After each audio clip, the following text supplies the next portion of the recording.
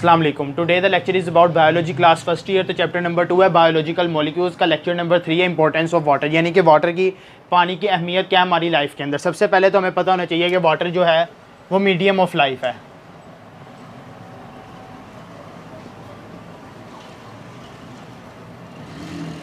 यानी कि ज़िंदगी के जो भी मीडियम है वो वाटर ही होगा। ठीक हो गया। यानी कि लाइफ जोन सी है वो वाटर के बगैर एग्जिस्ट नहीं कर सकती। जितनी भी लिविंग ऑर्गेनिज्म है जो अर्थ पे है, बाकी प्लैनेट्स के ऊपर है, वो सारे वाटर पे सर्वाइव करते हैं। ठीक हो गया। फिर उसके बाद आता है, यहाँ पे है आपकी किताब में लिखा हुआ, it is the most abundant compound in living organisms. Most abundant compound, यानी कि लिविंग ऑर्गेनिजम्स के अंदर जो भी सबसे ज़्यादा हमारी बॉडी के अंदर जो भी ज़्यादातर कंपोनेंट पाया जाता है वो ज़्यादातर होता है पानी ही वाटर होगा। ठीक हो गया। पानी H2O। ठीक हो गया। सबसे अबंडेंट कंपाउंड ही हमारी बॉडी लिविंग ऑर्गेनिजम्स के अंदर होता है, पानी ही होता है। ठीक हो गया। 70% तो तकरीबन हर लिविंग ऑर्गेनिज्म के अंदर पानी ही होता है। ठीक हो गया। फिर उसके बाद आपकी it varies from 65 to 89% in different organisms. Most important MCQs, 65 to 89% in different organisms, यानी कि जो सी मुख्तलिफ ऑर्गेनिजम्स हैं, ठीक हो गया, एनिमल्स हैं, ह्यूमंस हैं, उनके अंदर 65 से लेकर 89% तक पानी पाया जाता है। यानी कि वाटर ही उनके अंदर बॉडी के अंदर प्रेजेंट होता है। बाकी 30% मुख्तलिफ प्रोटीन्स, कार्बोहाइड्रेट्स, लिपिड्स वगैरह वो पाई जाती हैं। ठीक हो गया। ये मोस्ट इंपॉर्टेंट MCQs भी है। ठीक हो गया। फिर उसके बाद आता है human tissues contain about 20% water in bone cells, यानी कि जो भी हमारी बॉडी के अंदर जितने भी बोन सेल्स होते हैं, ठीक हो गया, हड्डियों के जो खुलिये वगैरह होते हैं, उनके अंदर कितना परसेंट पानी पाया जाता है? 20% वाटर इन बोन सेल्स, यानी कि हमारे लिविंग ऑर्गेनिजम्स के जितने भी बोन सेल्स होते हैं उनके अंदर 20% वाटर पाया जाता है। ठीक हो गया। ये भी मोस्ट इंपॉर्टेंट MCQs है। फिर उसके बाद एंड 85% इन ब्रेन सेल्स, और हमारे जो दिमाग के जो सेल्स वगैरह होते हैं, ठीक हो, दिमाग के खुलिये वगैरह होते हैं, उनके अंदर कितना पाया जाता है? 85% वाटर पाया जाता है। ठीक हो गया। वाटर इन ब्रेन सेल्स, यानी कि हमारे दिमाग के जितने भी सेल्स वगैरह होते हैं उनके अंदर 85% वाटर पाया जाता है। ठीक हो गया। अब इसके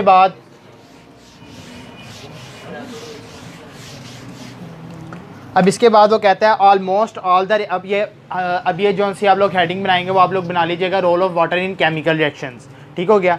almost all the reactions of the cell occur in the presence of water, यानी कि बॉडी के अंदर जितने भी हमारे रिएक्शंस हो रहे हैं, role of water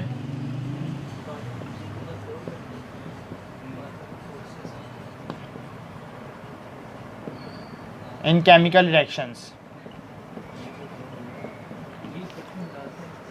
all body reactions, यानी कि हमारी बॉडी के अंदर छोटे से छोटा, बड़े से बड़ा रिएक्शन भी जोन सा हो रहा है वो प्रेजेंस ऑफ वाटर के अंदर हो रहा है। वाटर की मौजूदगी के बगैर कोई भी हमारी बॉडी लिविंग ऑर्गेनिज्म के अंदर कोई भी रिएक्शन नहीं हो रहा। ठीक हो गया। फिर उसके बाद वो क्या कहता है, it also take part in many biochemical reaction such as hydrolysis of micromolecules, it is also use as a raw material in photosynthesis. अब वो कहता है कि जो हमारी बॉडी के, it also take part in many biochemical reactions, यानी कि हमारी बॉडी के अंदर जितने भी बायोकेमिकल रिएक्शंस वगैरह हो रहे हैं, जैसे hydrolysis of macromolecules, hydrolysis of macromolecules. अब हमें मैक्रोमोलिक्यूल्स का तो पता है कि ऐसे मॉलिक्यूल्स जो कि वेट में ज़्यादा से ज़्यादा बड़े होते हैं, जैसे प्रोटीन्स वगैरह हो गए। ठीक हो गया। अब मैक्रोमोलिक्यूल, जैसे अब हम एग्जांपल के तौर पे ले लें प्रोटीन्स है, अब उनकी हमने हाइड्रोलाइसिस, जाहिर सी बात है अब हमारी बॉडी के अंदर प्रोटीन जाएगी तो उसके छोटे छोटे जब तक उसके पीसीज वगैरह नहीं होंगे, जब तक वो छोटे छोटे टुकड़ों वगैरह में तब्दील नहीं होगी, तो तब तक हमारी बॉडी के अंदर केमिकल रिएक्शंस नहीं होंगे। तो वो केमिकल रिएक्शन जो सा कराएगा वो हाइड्रोलाइसिस की मदद से होगा। हाइड्रोलाइसिस क्या होता है?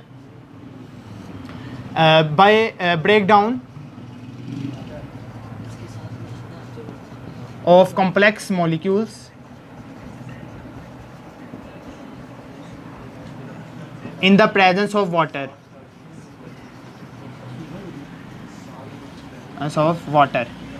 यानी कि हाइड्रो मीन्स वाटर और लाइसिस मींस ब्रेक डाउन, यानी कि कम्प्लेक्स हमारे पास कंपाउंड्स हैं कोई भी, उसकी जब हम हाइड्रोलाइसिस करवाएंगे तो फिर हमारी बॉडी के अंदर जो सा होगा केमिकल रिएक्शंस होंगे। अब इसके बाद जो सा एक और लिखा हुआ है आप लोग बुक में, वो लिखा हुआ है water is used as a raw material in photosynthesis. Water is used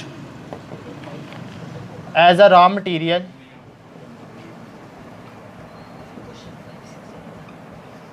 in photosynthesis. अब आप लोगों को पता है कि फोटोसिंथेसिस का रिएक्शन जो सा होता है, कार्बन डाइऑक्साइड मिलती है प्लस वाटर होते हैं, लाइट सनलाइट की energy, glucose, oxygen plus water. अब वाटर यहाँ पे दो जगह इस्तेमाल हो रहा है, इसलिए हम वाटर को कहते हैं, यानी कि वाटर अगर हम इस्तेमाल करते हैं फोटोसिंथेसिस जो से प्लांट्स वगैरह के अंदर होती है, ठीक होगा, उनकी फूड फॉर्मेशन के लिए जो होती है। अब देखें वाटर है, कार्बन डाइऑक्साइड जब वाटर के साथ कंबाइन करेगी in the presence of water तो ग्लूकोज, ऑक्सीजन और वाटर प्रोड्यूस होगा, यानी कि वाटर एक जो सा रॉ मटेरियल है as a by product, raw material. इसलिए वाटर का बहुत अहम रोल है एनिमल्स में भी और प्लांट्स में भी, ठीक हो गया। अब इसके बाद हम वाटर की कुछ अहम प्रॉपर्टीज़ वगैरह भी पढ़ते हैं। सबसे पहले तो ये बोर्ड पॉइंट ऑफ व्यू के लिहाज से बहुत इंपॉर्टेंट लॉन्ग क्वेश्चन है, काफ़ी मरतबा बोर्ड में आया हुआ है, ठीक हो गया। और ये चैप्टर वैसे भी बोर्ड पॉइंट ऑफ व्यू के लिहाज से बहुत इंपॉर्टेंट है, ठीक हो गया। अब सबसे पहले इसकी सॉल्वेंट प्रॉपर्टीज़। सॉल्वेंट,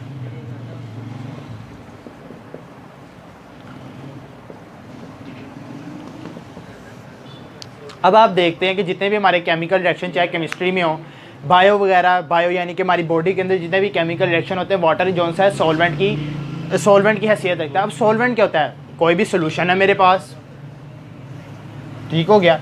अब कोई भी सोल्यूशन कब बनता है, जब एक सोल्यूट और सॉल्वेंट हो, सोल्यूट प्लस सॉल्वेंट हो। जब ये दो कंपोनेंट आपस में मिलते हैं तो ये बनाते हैं मतलब कि सोल्यूशन बनाते हैं। ये क्या बनाते हैं, सोल्यूशन बनाते हैं, ठीक हो गया। अब कोई भी हमारे पास जब भी कोई सोल्यूशन वगैरह होता है तो उसके अंदर जो सॉल्वेंट होता है ना, वो वाटर ज़्यादातर होता है, क्यों जो वाटर भी कह सकते हैं, या हम कोई और जैसे केमिस्ट्री वगैरह में हमारे प्रैक्टिकल्स वगैरह होते हैं, हम उसके अंदर कोई भी अगर हमारे पास कोई कंपोनेंट लार्ज अमाउंट के अंदर है, वाटर के अलावा भी कोई भी कंपोनेंट अगर लार्ज अमाउंट के अंदर है तो वो उसे हम कंसीडर करेंगे सॉल्वेंट, और जो भी कोई कम अमाउंट में आएगा उसे हम कहेंगे सोल्यूट, ठीक हो गया। लेकिन ज़्यादातर जो हमारी बॉडी के अंदर जो सॉल्वेंट जो पाया जाता है वो होता है सॉल्वेंट के तौर पे वाटर ही पाया जाता है, इसलिए हम वाटर को कहते हैं ये एक एक्सीलेंट सॉल्वेंट है, एक्सीलेंट सॉल्वेंट है, ठीक हो गया। एक्सीलेंट सॉल्वेंट के साथ साथ ये वाटर जो सा मॉलिक्यूल होता है पोलर मॉलिक्यूल होता है, क्योंकि दो डिफरेंट एटम्स हैं, एक हाइड्रोजन है और ऑक्सीजन है, इसलिए हम इसको कहेंगे पोलर। और अगर ये सेम हो, जैसे O2 हो गया सेम है, तो वो क्या होगा, नॉन पोलर मॉलिक्यूल होगा, ठीक हो गया। अब इसकी हम पढ़ते हैं, ठीक हो गया। अब वो क्या कहते हैं, ड्यू टू इट्स पोलैरिटी, यानी कि इसकी इस पोलैरिटी की वजह से water is an excellent solvent for polar substances. Water जो सा अगर मैं इसके अंदर कोई भी पोलर सब्सटेंस ऐड करता हूँ,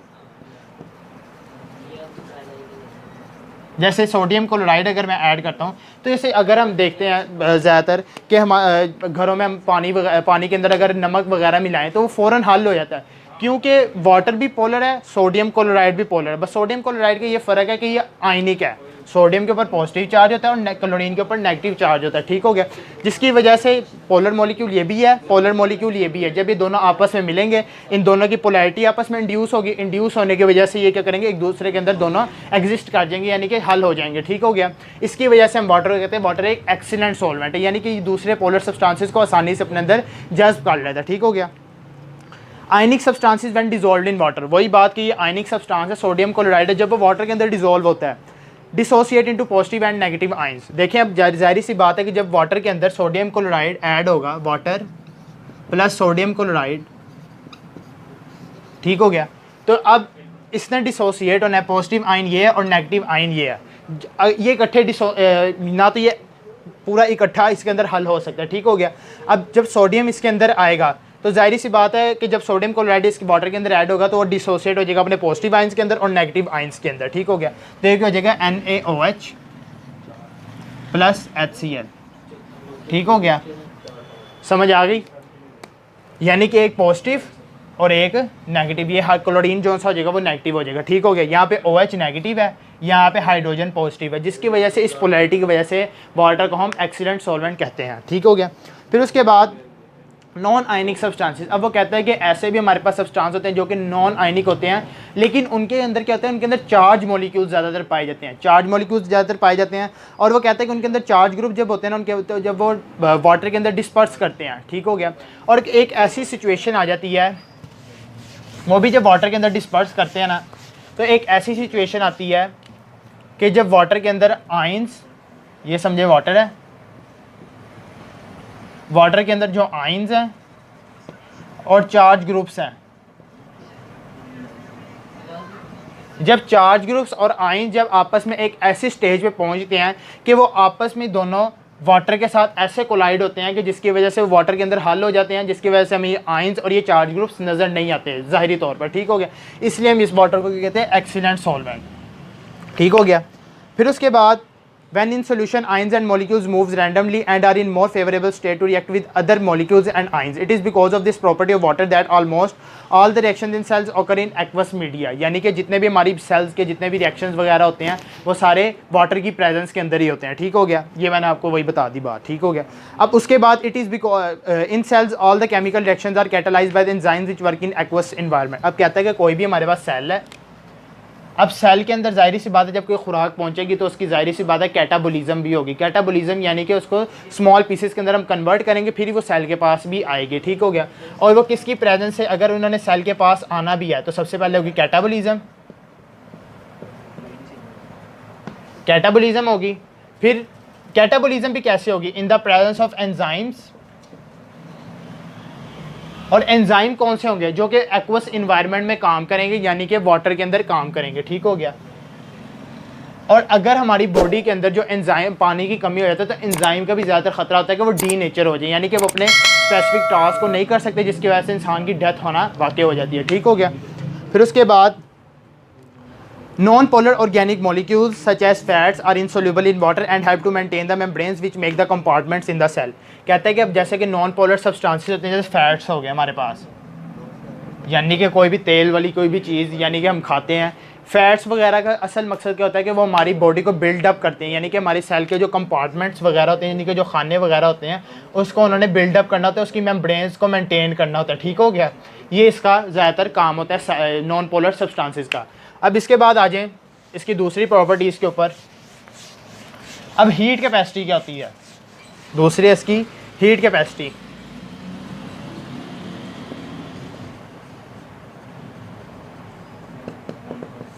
जब हम किसी भी चीज़ अगर मिसाल के तौर पर ले लें, अगर हम वाटर को बॉईल करते हैं, पहले उसका टेम्परेचर और होता है, अगर हम 2, 3, 4 मिनट भी अगर हम उसे बॉईल करते हैं तो वाटर की इतनी ज़्यादा कैपेसिटी होती है कि वो ज़्यादा से ज़्यादा हीट को अब्जॉर्ब कर लेता होता है। बाकी दूसरे भी सब्सटेंसेस हैं उनको देर लगती है कि वो वाटर के जैसे वाटर हीट अब्जॉर्ब करता है इस तरह नहीं हीट अब्जॉर्ब करते, लेकिन वाटर के अंदर एक्सीलेंट सॉल्वेंट की वजह से इसके अंदर ये खसूसियत है कि वाटर अगर थोड़ा सा भी टेम्परेचर चेंज करे वाटर का तो वाटर बहुत ज़्यादा हीट अब्जॉर्ब अपने अंदर कर लेता है। अब देखते हैं, water has the great ability of absorbing heat with the minimum of change in its on temperature, वही जो बात आपको मैंने बताई।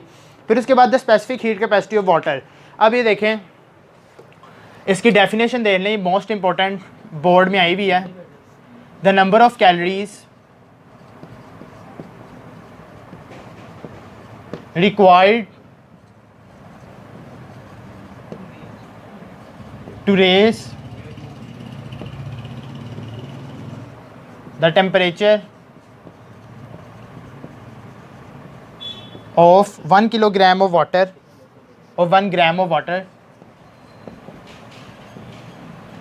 from 15 to 16 degree centigrade is 1। कहते हैं कि अगर हम वाटर के टेम्परेचर 1 ग्राम ऑफ वाटर लें, कंसीडर कर लें, ठीक हो गया, और वो टेम्परेचर कहता है कोई भी आप टेम्परेचर ले सकते हैं, 15 से अगर 16 डिग्री तक मैंने अगर उसको हीट अप किया है तो उसकी हीट कैपेसिटी कितनी होगी, 1 होगी, ठीक हो गया। The number of calories required, क्योंकि एनर्जी का यूनिट यहाँ पे भी कैलोरीज में ही होता है, ठीक हो गया, तो हीट भी क्या है, एक फॉर्म ऑफ एनर्जी है, ठीक हो गया। नंबर ऑफ कैलोरीज, ऐसी नंबर ऑफ कैलोरीज जो कि हमें रिक्वायर हो कि हम 1 ग्राम ऑफ वाटर यानी कि उसका 15 से 16 डिग्री सेंटीग्रेड तक अगर हम उसका टेम्परेचर चेंज करें तो वो उसकी हीट कैपेसिटी कितनी होगी, 1 होगी, ठीक हो गया। अब इसके बाद अब वो क्या कहता है, कहता है this is because much of the energy is use to break the hydrogen bonds. कहता है कि वाटर के अंदर जब ये इतनी ज़्यादा एनर्जी स्टोर हो जाती है, ठीक हो गया, और ये जब एनर्जी स्टोर होती है ना, तो ज़्यादातर क्या, क्योंकि वाटर क्या होता है उसके अंदर H2O, इसके अंदर ऑक्सीजन के जो से होते हैं 2 लोन पेयर्स होते हैं, ठीक हो गया, क्योंकि ऑक्सीजन जो सा आता है वो इलेक्ट्रोनेगेटिव होता है एज़ कम्पेयर टू हाइड्रोजन की वजह से, और इसके अंदर ज़्यादा से ज़्यादा ये इसकी जो सी इलेक्ट्रोनेगेटिविटी भी सबसे ज़्यादा होती है, और इसके अंदर हाइड्रोजन बॉन्डिंग भी स्ट्रॉन्ग होती है, जिसकी वजह से इसके वाटर के अंदर ज़्यादा एबिलिटी होती है कि वो टेम्परेचर को ज़्यादा से ज़्यादा अब्जॉर्ब करे, ठीक हो गया, ताकि वो अपने बॉन्ड्स को ब्रेक करे, ठीक हो गया, इसके अंदर स्ट्रॉन्गेस्ट बॉन्ड होते हैं, ठीक हो गया। फिर उसके बाद water thus work as a temperature stabiliser for organism in the environment and has protect the living material against sudden thermal changes.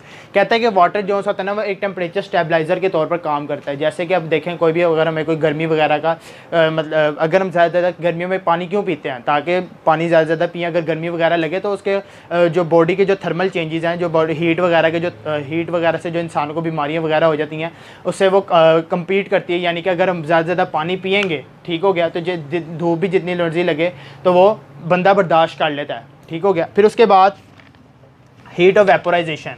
अब हीट ऑफ वेपोराइजेशन है,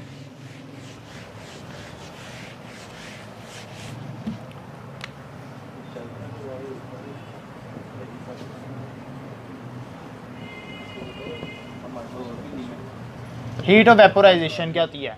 हीट ऑफ वेपोराइजेशन, वेपोराइजेशन का तो आप लोगों को पता है कि लिक्विड से गैस में कन्वर्ट होना, वो हम कहते हैं वेपोराइजेशन। यानी कि the amount of heat required to change the liquid into gas is known as the heat of vaporisation, ठीक हो गया। डेल्टा एच वी से हम इसे जाहिर करते हैं। अब ये क्या कहता है, अब कहते हैं कि water absorb much heat as it changes from the liquid to gas. जब भी कोई वाटर जो सा लिक्विड से अगर वेपर्स की फॉर्म में अगर कन्वर्ट होगा तो वो ज़्यादा से ज़्यादा हीट अब्जॉर्ब करेगा, ठीक हो गया। फिर heat of vaporization is expressed as a calories absorb per gram vaporise. यानी कि जो बायोलॉजिकल पॉइंट ऑफ व्यू से अगर देखा जाए तो हम हीट ऑफ वेपोराइजेशन को एक्सप्रेस करते हैं कैलोरीज पर ग्राम, ठीक हो गया। और इसका एक और भी तरीका है, किलो कैलोरीज पर किलोग्राम में भी हम इसे कर सकते हैं। यानी कि 1 किलोग्राम वाटर हो तो उसकी जितनी भी हीट मतलब कि चेंज हुई है उसे हम किलो कैलोरीज में भी कर सकते हैं और कैलोरीज में भी कर सकते हैं, ठीक हो गया। फिर उसके बाद the specific heat of vaporisation of water is 574 kilo calories पर किलोग्राम। 574 किलो कैलोरीज पर किलोग्राम, ठीक हो गया। यानी कि अगर मेरे पास 1 किलोग्राम वाटर हो तो वाटर की जो स्पेसिफिक हीट कैपेसिटी जो सी होगी वो कितनी होगी, हीट ऑफ वेपोराइजेशन जो सी कितनी होगी, 574 किलो कैलोरीज होगी, ठीक हो गया। यानी कि उसके अगर 1 किलोग्राम वाटर है उसको मैंने वेपोराइज करना है तो उसके लिए मुझे कितनी हीट की ज़रूरत होगी, एनर्जी की ज़रूरत होगी, 574 किलो कैलोरीज एनर्जी की मेरे पास ज़रूरत होगी, ठीक हो गया। फिर उसके बाद which plays an important role in the regulation of heat produce by the oxidation. यानी कि ऑक्सीडेशन के अंदर जिसके अंदर हाइड्रोजन का लॉस होता है और ऑक्सीजन का जिसके अंदर गेन होते हैं, लॉस ऑफ इलेक्ट्रॉन वगैरह होता है, उसके अंदर भी वाटर एक अहम किरदार अदा करता है, ठीक हो गया। फिर उसके बाद it also provides the cooling effect to plants when water is transpired. आपने देखा होगा जब सुबह ओस वगैरह शबनम वगैरह गिरती है तो जब वो लीव जो होते हैं वो ट्रांसपायर भी वो तो गुटेशन का प्रोसेस होता है ना, जो सा इधर को साइड पे वाटर के ड्रॉप्स गिरे होते हैं वो गुटेशन होती है। लेकिन जब पानी जब लॉस होता है लीव्स के ज़रिए ऐसे पूरे पौधे के ऊपर, तो वो जब लीव के ऊपर जब पानी पूरा वो फैल जाता है तो जिसकी वजह से कूलिंग इफेक्ट प्लांट्स करते हैं, ठीक हो गया। क्योंकि ट्रांसपायरेशन क्या होता है, transpiration is the loss of water. जब भी आप लोगों ने देखा कि जब भी कोई लॉस ऑफ वाटर होता है, ठीक हो गया, पौधों वगैरह से, तो ये वेपोरेशन का अमल भी जारी होता है, जिसकी वजह से आप लोगों ने देखा हुआ है कि वेपोरेशन जो होता है वो कूलिंग इफेक्ट प्रोड्यूस करता है, ठीक हो गया।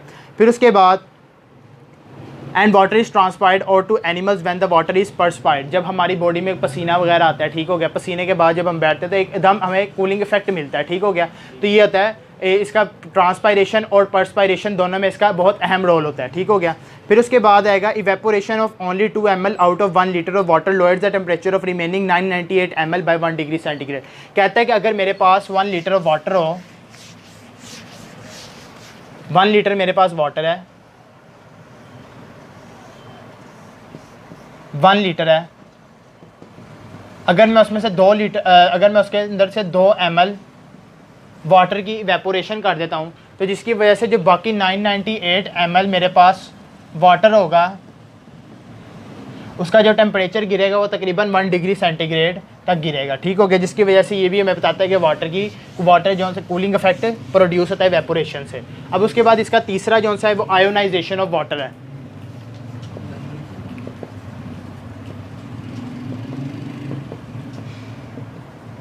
यानी कि जब हम वाटर की आयोनाइजेशन करते हैं, ये रिवर्सिबल प्रोसेस H++ OH-, ये प्रोसेस हमारे पास होता है। ठीक हो गया, अब हम देखते हैं the water molecule ionizes to form the hydrogen and the hydroxyl ions. This reaction also reversible but an equilibrium is maintained. कहता है कि एट 25 डिग्री सेंटीग्रेड के ऊपर, एट रूम टेम्परेचर के ऊपर इसका जो इक्विलिब्रियम मेंटेन हो जाता है, यानी कि वाटर आइंस में कन्वर्ट हो सकता है, आइंस जो हो सकता है वो कम्प्लीटली वाटर के अंदर भी कन्वर्ट हो सकते हैं। ठीक हो गया, फिर वो कहता है एट 25 डिग्री सेंटीग्रेड यानी कि रूम टेम्परेचर के ऊपर the concentration each of hydrogen and hydroxyl ions in the pure water is about 10⁻⁷ मोल पर लीटर।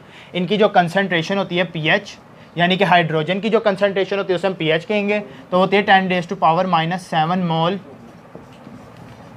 पर लीटर। और हाइड्रोक्सल आयंस की जो कंसनट्रेशन होती है POH 10⁻⁷ मोल पर लीटर। ठीक हो गया, ये इसकी कंसनट्रेशन होती है। अब वो क्या कहता है आगे, the hydrogen and the hydroxyl ions affect and take part in many of the reaction that occur in cell. कहता है कि इसी की ये जो सी pH की जो pH और POH की जो वैल्यूज़ हैं 10⁻⁷ और 10⁻⁷, इसी की वजह से जो हमारे सेल्स के अंदर जो केमिकल रिएक्शन होते हैं वो मेंटेन होते हैं। इससे अगला बात छोटा सा यह प्रोटेक्शन, साथ ही इसका प्रोटेक्शन, ये दो लाइंस का है प्रोटेक्शन। अब प्रोटेक्शन के अंदर क्या है, अब वो कहता है वाटर इज़ इफेक्टिव लुब्रिकेंट, कि वाटर जो है वो इफेक्टिव लुब्रिकेंट है that provides protection against damage resulting from friction. यानी कि जो भी कोई हमें रगड़ वगैरह हमें लग जाती है, गिर जाते हैं हम, तो उसकी वजह से जो हमारे बॉडी के जो ऑर्गन्स वगैरह जो बचे रहते हैं वो सिर्फ वाटर ही का ही मरहून मिन्नत है। ठीक हो गया, for example tears protect the surface of I from rubbing of eyelids. अगर ये हमारी आइज़ के जो आईलिड्स जो ढक्कन वगैरह इसके अंदर, ये अगर आइज़ के अंदर अगर वाटर ना हो, ठीक हो गया, तो ये अगर ये जब हम बंद करें खोलें तो इसकी वजह से रगड़ फ्रिक्शन प्रोड्यूस होगी और इसकी वजह से आँख को आँख डैमेज हो सकती है। लेकिन जो से अंदर वाटर है ये इफेक्टिव लुब्रिकेंट के तौर पर काम करता है और जिसकी वजह से हमारी जो आँख, ये हमारे जो आईलिड है वो हमारे बॉल के साथ रगड़ता नहीं है। ठीक हो गया, फिर उसके बाद water also forms a fluid cushion around the organs that have to protect them from the trauma. यानी कि जो हमारे हार्ट, वो कहता है कि वाटर जो है मुख्तलिफ ऑर्गन्स हमारी जो बॉडी के अंदर पाए जाते हैं वो सारे प्रोटेक्ट हुए तो वाटर के ज़रिए से। ठीक हो गया, अब जैसे आप हार्ट की एग्जांपल ले लें, ठीक हो गया, अब इसके बाहर जो सी ये इसके बाहर जो सी झिल्ली होती है पेरिकार्डियम। अब ये पेरिकार्डियम जो होती है, ये बाहर जो इसकी लेयर होती है वो क्या होती है, वाटर से मिलकर बनी होती है और ये ज़्यादातर इफेक्टिव लुब्रिकेंट के तौर पर भी काम करती है, यानी कि जब हम गिरते वगैरह, जिसकी वजह से हमें कोई नुकसान नहीं पहुंचता। ठीक हो गया, ये था आपका lecture importance of water. Thank you very much, अल्लाह हाफिज़।